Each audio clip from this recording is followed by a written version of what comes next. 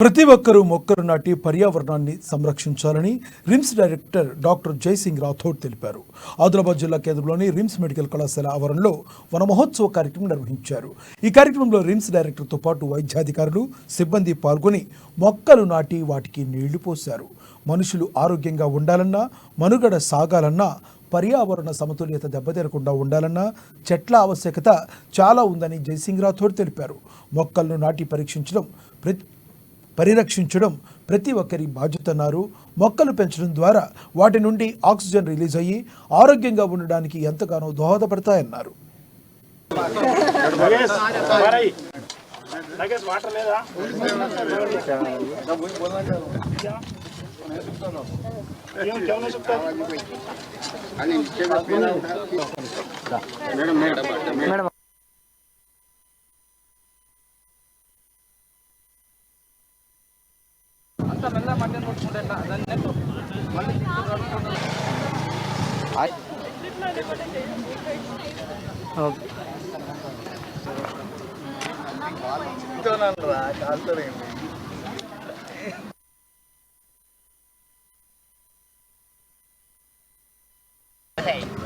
చెట్టు పేరు అలా ఏం చాలా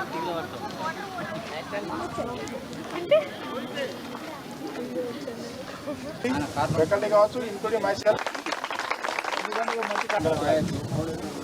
ఎవరిలో చేసుకోవచ్చు. మళ్ళీ 2 డేస్లో లెక్క పెడతాను. ప్రతి డిపార్ట్మెంట్లో 50 చెట్లు సైడ్ క్వార్టర్ సైడ్ కూడా ఎస్ఆర్ క్వార్టర్, జిఆర్ క్వార్టర్ మొత్తం వెయ్యి plant. Good morning.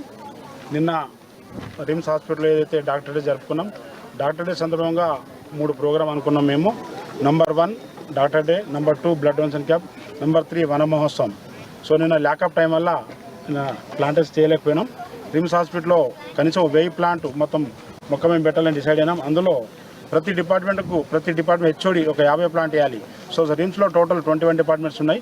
21 × 50 1050 plants. So at least 1000 plants రిమ్స్లో మేము ప్లాంటేషన్ చేయాలని. మొన్న మాకు స్టేట్లో గ్రీన్ చాంప్ అవార్డు వచ్చింది రిమ్స్కు.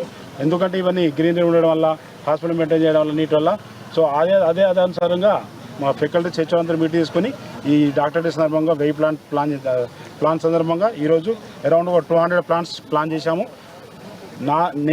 నాతో పాటు నా faculties, senior professors, superintendents, vice principals, other senior professors, students, హౌజీపీ అందరూ తల ఒక ప్లాంట్ నాటుతున్నారు.